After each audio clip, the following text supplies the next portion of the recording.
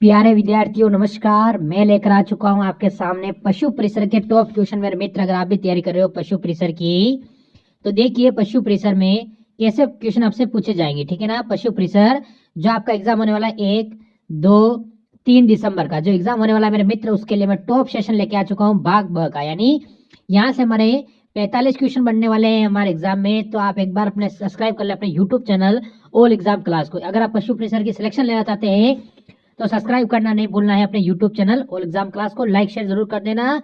तो मेरे भाई मित्र, देखते हैं आज का पहला क्वेश्चन जो आपके सामने आया है वो हमको क्या कहता है। क्लास का पहला क्वेश्चन आपके सामने पूछा है दोस्तों। बम फुट बीमारी है गाय भैंस की, भेड़ बकरी की, ऊंट की या पक्षियों की? सभी साथी कमेंट में बताएंगे दोस्तों बम फुट बीमारी है किसकी बीमारी है। तो ये जो दोस्तों आपकी बीमारी है ना, ये किस में होती है विद्यार्थियों? ये होती है पक्षियों में। जो भी ऑप्शन डी कमेंट कर रहा है, डी ऑप्शन आपका सही रहेगा, ठीक है ना। डी ऑप्शन आपका सही है। आप सभी साथ में कमेंट करें। अगला सवाल पूछा है, दूध से दही, है ना, दूध से दही बनना कौन सा किण्वन है? कमेंट कर बताएंगे दोस्तों। दूध से दही बनता है ना, उसमें बताना है कौन सा किण्वन है। एल्कोहलिक, एसिक अम्ल, लैक्टिक अम्ल या उपरोक्त सभी? अरे भाई साहब, दूध से दही का बनना कौन सा दोस्तों आपका किण्वन हो जाएगा? लैक्टिक अम्ल। कौन सा अम्ल है? लैक्टिक अम्ल। जो भी ऑप्शन सी कमेंट कर रहा है ना, सी ऑप्शन बताने वाले सभी के सभी राइट है। चलिए विद्यार्थियों आगे बढ़ते हैं। अगला सवाल दोस्तों आपके सामने, मिनी एलिफेंट के नाम से ना, मिनी एलिफेंट के नाम से भैंस की कौन सी नस्ल जानी जाती है? बताओ भाई, किस भैंस को मिनी एलिफेंट कहते हैं? जाफराबादी, सुरती, भदावरी या मुर्रा? तो देखो, मिनी एलिफेंट किसे कहते हैं विद्यार्थियों? जाफराबादी भैंस को। जाफराबादी क्या होती है? भैंस की नस्ल होती है। इसे क्या कहा जाता है? इसे मिनी एलिफेंट भी कहते हैं। तो जो भी विद्यार्थी ऑप्शन ए कमेंट कर रहा है, ऑप्शन ए सही है। ये सारे प्रश्न दोस्तों आपका एग्जाम के लिए रामबाण प्रश्न है। प्रश्नों को मिस मत करना, प्रश्नों को पूरा देखना। अगला सवाल दोस्तों आपके सामने, मांस प्राप्ति के लिए पाली जाने वाली मुर्गी को कहते हैं। अब अपन मुर्गी बात रहे, उसका उद्देश्य क्या है? मांस की प्राप्ति करना। तो उस मुर्गी को दोस्तों क्या कहते हैं? ब्रोलर, लेयर्स, रोस्टर्स या ए और सी दोनों? कमेंट करेंगे साथियों। मांस प्राप्ति के लिए विद्यार्थियों ना, मुर्गी जो पालते हैं उसे क्या कहते हैं? तो उसे क्या कहते हैं विद्यार्थियों? उसे ब्रोलर भी कहते हैं, ठीक है ना, ब्रोलर भी कहते हैं और रोस्टर्स भी कहते हैं। मतलब ए और सी, ए और सी दोनों किस में दे रखा है? ऑप्शन डी में दे रखा है। तो जो भी ऑप्शन डी कमेंट कर रहा है, डी ऑप्शन आपका परफेक्ट राइट है। ठीक है, आगे बढ़े दोस्तों। अगला सवाल, गर्मियों में दही तैयार होने में कितना समय लगता है? दोस्तों गर्मियों में ना दही तैयार होने में कितना समय लगता है? 4 से 6 घंटे, 2 से 4 घंटे, 6 से 8 घंटे या 10 से 14 घंटे? गर्मियों की बात हो रही है दोस्तों। गर्मियों में दही तैयार होने में कितना समय लगता है? तो 6 से 8 घंटे। जो जी विद्यार्थी सी कमेंट कर रहा है ना, गर्मियों में भैया ना बिल्कुल दही तैयार होने में कितना समय लगता है? 6 से 8 घंटे लगते हैं। अगला सवाल दोस्तों आपके सामने, विश्व में सर्वाधिक ऊन उत्पादन करने वाली भेड़ की नस्ल है। इंपोर्टेंट प्रश्न पूछा है दोस्तों। विश्व में सर्वाधिक ऊन उत्पादन करने वाली भेड़ की नस्ल कौन सी है? मेरिनो, अंगोरा, कारकुल या सोनाड़ी? तो सही उत्तर क्या रहेगा आपका यहाँ पर दोस्तों? मेरिनो है ना, मेरिनो भेड़। ये क्या करती है? सर्वाधिक ऊन का उत्पादन करती है। जो भी विद्यार्थी ऑप्शन ए कमेंट कर रहा है, ऑप्शन ए आपका राइट रहेगा। लीजिए विद्यार्थियों, अगला सवाल आपके सामने क्या पूछा दोस्तों? पैंट प्राप्त की जाती है। पैंट किससे प्राप्त करते हैं दोस्तों? मेरिनो भेड़ से, अंगोरा भेड़ से, कारकुल भेड़ से या सोनाड़ी भेड़ से? पैंट को किससे प्राप्त करते हैं विद्यार्थियों? तो कारकुल भेड़ से, ठीक है ना। पैंट का संबंध किससे है? कारकुल भेड़ से है। जो भी विद्यार्थी सी कमेंट कर रहा, सी ऑप्शन राइट है। यह भाग बी के लिए आप रख लेना विद्यार्थियों, इसी में से को सुनाएंगे, देख लेना, ठीक है ना। इसलिए एग्जाम से पहले जो क्लास आ रही है उन सभी क्लासों को पूरा देखना है। अगला सवाल दोस्तों, वसा का आपेक्षिक घनत्व होता है। बताएंगे दोस्तों, वसा का आपेक्षिक घनत्व कितना रहता है? वसा का आपेक्षिक घनत्व है, कई बार पूछ चुका है एग्जाम में दोस्तों। तो वसा का आपेक्षिक घनत्व कितना होता है दोस्तों? 0.93। 0.93 क्या होता है दोस्तों? वसा का आपेक्षिक घनत्व रहता है। जो भी विद्यार्थी सी कमेंट कर रहा है, सी ऑप्शन आपका सही है। अगला सवाल दोस्तों आपके सामने, करण स्विस गाय का संकरण है। बताओ भाई, फटाफट कमेंट करना है। करण स्विस गाय है ना, बिल्कुल ये किसका संकरण है विद्यार्थियों? एच.एफ और थार पारकर का, एच.एफ साहिवाल का, एच.एफ राठी का या ब्राउन स्विस और साहिवाल का? करण स्विस गाय है ना, ये किसका संकरण है विद्यार्थियों? फटाफट कमेंट करें। यहाँ पर आपको बताना करंट स्विच का संस्करण कौन सा है। तो इनका संस्करण दोस्तों कौन सा हो जाएगा आपका, ब्राउन स्विच और साहीवाल। जो भी ऑप्शन डी कमेंट कर रहा है, डी ऑप्शन आपका सही है। ठीक है, करंट स्विच का संस्करण कौन सा है, ब्राउन स्विच और दोस्तों आपका साहीवाल। अगला सवाल आपके सामने, चूजों को दोस्तों 8 सप्ताह से उनकी उत्पादन आयु तक पालना कहलाता है। चूजों को दोस्तों है ना 8 सप्ताह से उनकी उत्पादन आयु तक पालना क्या कहलाता है, रियरिंग, ब्रूडिंग, ग्रोअर प्रबंध या ए और सी दोनों। चूजे होते हैं उनको दोस्तों है ना 8 सप्ताह से उनकी आयु उत्पादक तक पालना क्या कहलाता है दोस्तों। अगर आपसे पूछ ले एग्जाम में तो उसे ग्रोअर प्रबंधन क्या दोस्तों कहते हैं, उसे ग्रोअर प्रबंधन कहते हैं। ग्रोअर प्रबंधन ऑप्शन आपका राइट है। जो भी विद्यार्थी सी कमेंट कर रहा है, सी ऑप्शन परफेक्ट रहेगा। अगला सवाल दोस्तों, दूध दोहने की उत्तम विधि है। दूध निकालने की उत्तम विधि कौन सी है, चुटकी विधि, अंगूठा विधि, पूर्ण हस्तदोहन विधि या उपयुक्त सभी। दूध निकालने की उत्तम विधि होती है दोस्तों, वो कौन सी होती है, पूर्ण हस्तदोहन विधि। पूर्ण हस्तदोहन विधि क्या है दोस्तों, दूध दोहने की उत्तम विधि है। बहुत ही अच्छा और इंपॉर्टेंट प्रश्न है विद्यार्थियों। अगला सवाल दोस्तों आपके सामने, एक वयस्क बकरी के लिए लगभग कितनी जगह जरूरत पड़ती है, बताओ भाई। एक वयस्क बकरी के लिए लगभग कितनी जगह की जरूरत होती है, बिल्कुल आपको जगह बतानी है। एक वयस्क बकरी के लिए तो दोस्तों उसको कितनी जरूरत होती है, 1.25 से लेकर 1.5 वर्ग मीटर की। एक वयस्क बकरी के लिए, ठीक है ना, कितनी जगह की दोस्तों जरूरत पड़ती है, 1.25 से 1.5 वर्ग मीटर की आवश्यकता होती है। ऑप्शन ए आपका सही है। अगला सवाल दोस्तों आपके सामने, पशुओं में हाथों द्वारा दूध दोहन में पशुओं किस विधि द्वारा सबसे ज्यादा नुकसान होता है। अब देखो आपको बताना दोस्तों है ना, आपसे पशुओं में दोस्तों हाथों से दूध निकालते हैं ना, उसमें किस विधि में पशुओं को सबसे अधिक नुकसान होता है, पूर्ण हस्तदोहन, चुटकी विधि, अंगूठा विधि या बी और सी दोनों। तो अभी मैंने बात की थी कि हस्तदोहन की सबसे अच्छी विधि कौन सी है, वो है पूर्ण हस्तदोहन। ठीक है ना, दूध दोहन की सबसे अच्छी विधि कौन सी है, पूर्ण हस्तदोहन विधि है। पर आपसे पूरा नुकसान कौन पहुंचाती है, सबसे ज्यादा नुकसान दोस्तों कौन पहुंचाती है, अंगूठा विधि। ये क्या करती है दोस्तों, बिल्कुल पशु को है ना सर्वाधिक नुकसान पहुंचाती विधि अंगूठा विधि। ठीक है ना, ये आप ध्यान रखें, सी ऑप्शन आपका सही है। अगला सवाल, ताजे दूध का पीएच मान होता है, ताजे दूध का पीएच मान कितना होता है, 6, 6.7, 7.2 या 7.5। ताजे दूध का पीएच मान अगर आपसे पूछ ले एग्जाम में तो कितना होता है दोस्तों, 6.7 क्या होता है, ताजे दूध का पीएच मान होता है। जो भी विद्यार्थी बी कमेंट कर रहा है, बी ऑप्शन आपका सही है। निम्न में से कौन सी बकरी की नस्ल नहीं है, इनमें से बकरी की नस्ल कौन सी नहीं है, जमुनापुरी, बारबरी, सिरोही या नेल्लोर। इनमें से कौन सी एक बकरी की नस्ल नहीं है विद्यार्थियों, तो वो कौन सी दोस्तों आपकी, नेल्लोर। ये दोस्तों है ना बकरी की नस्ल नहीं होती है, डी ऑप्शन आपका सही है।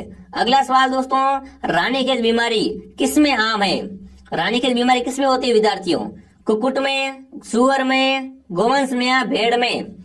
देखो रानीखेत बीमारी होती है कुक्कुट मतलब मुर्गियों में। ठीक है, किसमें होती है दोस्तों, कुक्कुट में होती है रानीखेत रोग। ऑप्शन ए आपका सही है। अगला सवाल दोस्तों आपके सामने प्रस्तुत है, क्या पूछा दोस्तों, गोवंश में ब्लैक क्वेट रोग किस कारण होता है। गायों में दोस्तों पूछा है ब्लैक क्वेट रोग होता है ना, किस कारण होता है, विषाणु से, कवक से, जीवाणु से या परजीवी से। ब्लैक क्वेट रोग होता है गायों में, वो किस कारण होता है विद्यार्थियों, तो ये किस कारण होता है आपका, जीवाणु से होता है। जो भी जीवाणु कमेंट कर रहा है, जीवाणु ऑप्शन आपका सही है। अगला सवाल, पशुओं में खुरपका मुंहपका रोग सामान्य किस कारण होता है। पशु में है ना खुरपका मुंहपका, इसमें क्या होता है, खुर भी सूज जाते हैं, मुंह भी सूज जाता है। ठीक है, ये किस कारण होता है विद्यार्थियों, बैक्टीरिया से, वायरस से, सी की कमी से या Fe की अधिकता से। पशुओं में खुरपका मुंहपका रोग है, ये सामान्य किस कारण होता है विद्यार्थियों, ये किस कारण होता है, वायरस से होता है। ठीक है, बी ऑप्शन आपका सही है। अगला पूछा है, अच्छी गुणवत्ता वाले साइलेज का पीएच मान कितना होता है। आपको बताना दोस्तों ना, हाई क्वालिटी वाले साइलेज का पीएच मान कितना होता है दोस्तों, वो आपको कमेंट करना है। तो वो कितना होता है दोस्तों, बिल्कुल 3.7 से लेकर 4.2 के बीच में। यह ना अच्छी गुणवत्ता वाले साइलेज का पीएच मान होता है। जो भी विद्यार्थी ऑप्शन ए कमेंट कर रहा है, ऑप्शन ए सही है। जिसने भी दोस्तों क्लास को लाइक नहीं किया है, एक बार सभी विद्यार्थी क्लास को लाइक करें, शेयर करें, सब्सक्राइब करें। एक क्लास मॉर्निंग 8 बजे आती है दोस्तों, एक क्लास दोपहर 2 बजे और एक क्लास शाम को 8 बजे लाइव। इन तीनों क्लासों को आपको एग्जाम तक ज्वाइन करना है। ठीक है, अगला सवाल दोस्तों आपके सामने, 5% नाइट्रोजन और 60% पाचन क्षमता वाले पशु आहार में कितना डीसीपी होता है? डीसीपी कितना परसेंट होता है आपको बताना है विद्यार्थियों। तो उसमें दोस्तों कम से कम है ना 18.75% क्या होता है दोस्तों? डीसीपी होता है। जो भी विद्यार्थी सी कमेंट कर रहा है, सी ऑप्शन आपका सही है। राजस्थान की कामधेनु कहलाती है। ये तो बच्चे बच्चे को आना चाहिए। राजस्थान की कामधेनु किसे कहा जाता है विद्यार्थियों? देवनी को, राठी को, मेवाती को या हरियाणवी को? राजस्थानी कामधेनु कौन है? राठी गाय कहलाती है। राठी क्या है दोस्तों? राजस्थान की कामधेनु कहलाती है। अगला सवाल दोस्तों, बर्मा मुर्गी की नस्ल है, अंग्रेजी नस्ल है, भूमध्य सागरीय है, या दोस्तों एशियाटिक है या अमेरिकी है? बर्मा दोस्तों मुर्गी की नस्ल है ना, ये कैसी नस्ल है? तो ये दोस्तों आपकी भूमध्य सागरीय नस्ल है। कैसी नस्ल है विद्यार्थियों? भूमध्य सागरीय नस्ल है। अगला सवाल आपके सामने, मिल्क फीवर कौन से पोषक तत्व की कमी से होता है? बताओ भाई, मिल्क फीवर है ये कौन से पोषक तत्व की कमी से होता है? सी की कमी से, पी की कमी से, ए एंड बी दोनों की कमी से, या एफ ई की कमी से? तो मिल्क फीवर रोग होता है विद्यार्थियों, वो किस पोषक तत्व की कमी से होता है? तो ये दोस्तों आपका होता है सी ए की कमी से। किससे? सी ए की कमी से होता है। ऑप्शन ए आपका राइट रहेगा। अगला सवाल पूछा है दोस्तों, भारत में एक वर्ष में औसत एक भेड़ से ऊन उत्पादन होती है। बताओ भारत में एक साल में एक भेड़ से दोस्तों औसत कितनी ऊन उत्पादन होती है? देखिए 1.24, 0.9 किलोग्राम, या दोस्तों 1.50 किलोग्राम, या 2 kg। तो भारत में दोस्तों ना एक वर्ष में एक भेड़ से औसत कितनी ऊन दोस्तों निकलती है? तो वो आपके दोस्तों निकलती है 0.9 kg, पूरी 1 किलो भी नहीं। ठीक है ना, तो बी ऑप्शन आपका सही है। अगला सवाल दोस्तों आपके सामने, दही में खुशबू किस कारण आती है? भाई साहब बताना है, दही में खुशबू किस कारण आती है? दही एसिटाइल के कारण, लैक्टिक अम्ल के कारण, दूध मध के कारण, या उपरोक्त सभी कारण? दही में खुशबू का राज क्या होता है दोस्तों? तो वो आपका कौन सा होगा विद्यार्थियों? डाई एसिटाइल के कारण। ठीक है, डाई एसिटाइल के कारण क्या होता है? दूध दही में साथियों खुशबू आती है। अगला सवाल दोस्तों, व्हिपिंग क्रीम में वसा की मात्रा होती है। व्हिपिंग क्रीम में वसा कितने % होती है? 18%, 25%, 40% या 65%? व्हिपिंग क्रीम में ना वसा की मात्रा जो होती है वो दोस्तों कितनी होती है? 25%। जो भी विद्यार्थी बी कमेंट कर रहा है, बी ऑप्शन आपका सही है साथियों। अगला सवाल दोस्तों आपके सामने प्रस्तुत है। क्या पूछा आपसे दोस्तों? स्टॉप नॉज ऊंटों की कौन सी नस्ल की विशेषता है? बीकानेर की है, जैसलमेर की, मेवाड़ी की, या कच्ची की? स्टॉप नॉज होता है विद्यार्थियों है ना, ये ऊंटों की किस नस्ल की विशेषता है? तो ये विशेषता किसकी है विद्यार्थियों? बीकानेरी ऊंटों की। जो भी ऑप्शन ए कमेंट कर रहा है, ऑप्शन ए राइट है। बीकानेर में क्या मनाते हैं दोस्तों? ऊंट महोत्सव का आयोजन होता है। ठीक है, आगे बढ़ते हैं दोस्तों। घी की वसा होती है, घी की वसा उसमें होती है, क्या होती है? मोनोग्लाइसराइड होती है, डाइग्लिसराइड, या ट्रिंगलाइसराइड, या उपरोक्त सभी? घी की वसा जो होती है वो क्या होती है विद्यार्थियों? वो आपके ना ट्राइग्लिसराइड होती है। जो भी सी कमेंट कर रहा है, सी ऑप्शन आपका सही है। अगला सवाल आपके सामने, सेना के जवान को गश्त के लिए है ना ऊंटों की कौन सी नस्ल दी जाती है? इनमें से बताना है किस नस्ल का उपयोग है ना सेना के जवान करते हैं? बीकानेरी, जैसलमेरी, मेवाड़ी, या कच्ची? सेना के जवानों के पास में दोस्तों कौन से नस्ल के ऊंट होते हैं? जैसलमेरी ऊंट होते हैं। जो भी ऑप्शन बी कमेंट कर रहा है, बी ऑप्शन आपका सही रहेगा। अगला सवाल आपके सामने, आवासी पशु का आमाशय कितने भागों में बांटा होता है? आवासी पशु होता है इसका आमाशय वो कितने भागों में बटा होता है? 4, 3, 1, या बी और सी दोनों? आवासी पशु में उसमें क्या होता है? आमाशय 3 भागों में, आमर से वो 3 भागों में बटा हुआ होता है। बी ऑप्शन आपका सही है। अगला सवाल, व्हाइट लेगोन का उत्पत्ति स्थल है। व्हाइट लेगोन का उत्पत्ति स्थल कौन सा है? अमेरिका, इटली, ऑस्ट्रेलिया, या पाकिस्तान? व्हाइट लेगोन की उत्पत्ति दोस्तों कहाँ से मानी जाती है? तो व्हाइट लेगोन क्या होती है? मुर्गी होती है, और इसकी उत्पत्ति है वो इटली से। कहां से दोस्तों? इटली से मानी जाती है। अगला सवाल दोस्तों, नकलिंग विधि है। नकलिंग किसकी विधि है विद्यार्थियों? आपको बताना है। गाय और भैंस को साफ करने की विधि है, गाय और भैंस का दूध निकालने की विधि है, गाय और भैंस के निवास की विधि है, या जानवरों को विटामिन खरीद देने की विधि है? नकलिंग विधि दोस्तों क्या होती है? अरे ये क्या है? गाय और भैंस से दूध निकालने की विधि है। जो भी ऑप्शन बी कमेंट कर रहा है बी ऑप्शन आपका सही रहेगा। ठीक है विद्यार्थियों, आगे बढ़े। अगला सवाल, मास का परीक्षण सामान्यतः कौन से तापमान पे किया जाता है? मास का परीक्षण होता है दोस्तों वो कौन से तापमान पे होता है? तो वो दोस्तों आपका होता है 0 से 3 डिग्री सेल्सियस। जो भी ऑप्शन ए कमेंट कर रहा है, सॉरी ऑप्शन ए आपका राइट है। अगला सवाल पूछा है, पशुओं के हाथ में कृमियों को मारने के लिए कितने प्रतिशत के कॉपर सल्फेट का घोल में प्रयोग किया जाता है? 1%, 2%, 3 या 4%? तो देखो सुना, पशुओं के हाथ में क्या होता है? कृमियों को मारने के लिए कितने प्रतिशत के दोस्तों कॉपर सल्फेट का घोल का प्रयोग होता है? तो वो दोस्तों कॉपर सल्फेट क्या होता है? 1% कॉपर सल्फेट होता है। जो भी ऑप्शन ए कमेंट कर रहा है ऑप्शन ए सही है। जिसने भी दोस्तों क्लास को लाइक नहीं किया है, क्लास को लाइक और आर पे स्टे को सब्सक्राइब करे। अगला सवाल दोस्तों, भेड़ की मारवाड़ी नस्ल पालने का उद्देश्य क्या होता है? बताओ भाई, भेड़ की जो मारवाड़ी नस्ल होती है ना उसको क्यों पालते हैं? ऊन के लिए, मटन के लिए, दोहरा उद्देश्य के लिए या दूध उत्पादन के लिए? भेड़ की मारवाड़ी नस्ल, इसका दोस्तों उद्देश्य एक ही है। क्या उद्देश्य है विद्यार्थियों? दोहरा उद्देश्य इससे। ठीक है, जो भी ऑप्शन नंबर सी कमेंट कर रहा है सी ऑप्शन आपका सही है। अगला सवाल दोस्तों आपके सामने प्रस्तुत है। क्या पूछा है दोस्तों आपसे पूछा है, देखिए, फेरोमोन प्रचंप किससे आकर्षित करते हैं दोस्तों? मादा मौत को, नर मौत को, चुंडी को या मादा बग को? फेरोमोन प्रचंप होते हैं ना, ये किसको दोस्तों आकर्षित करते हैं?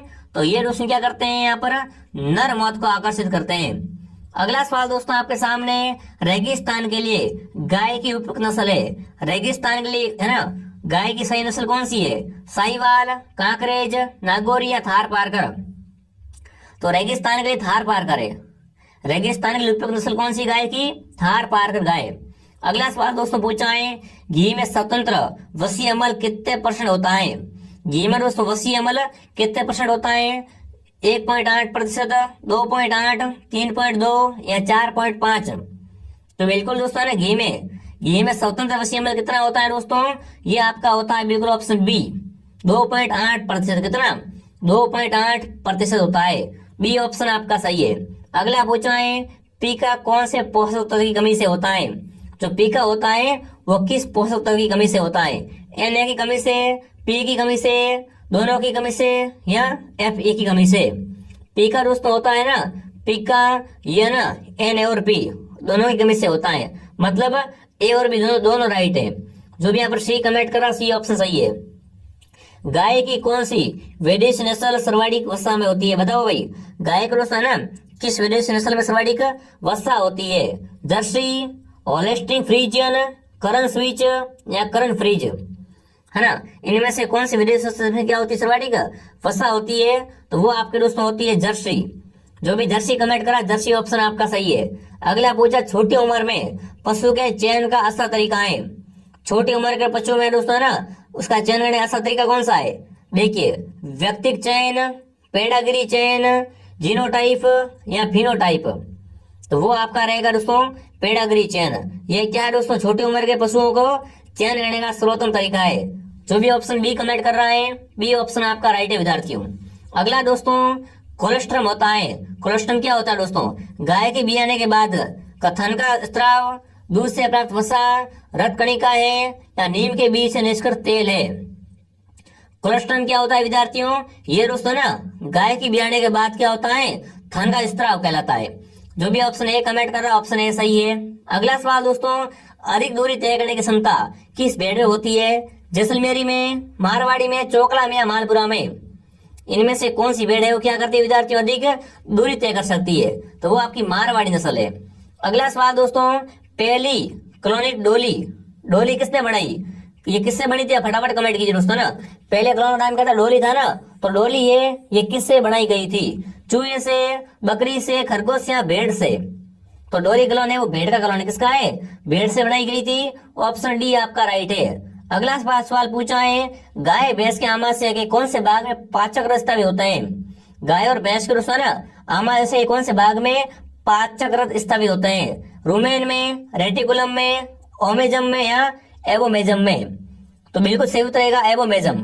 जो भी ऑप्शन डी कमेंट कर रहा है डी ऑप्शन आपका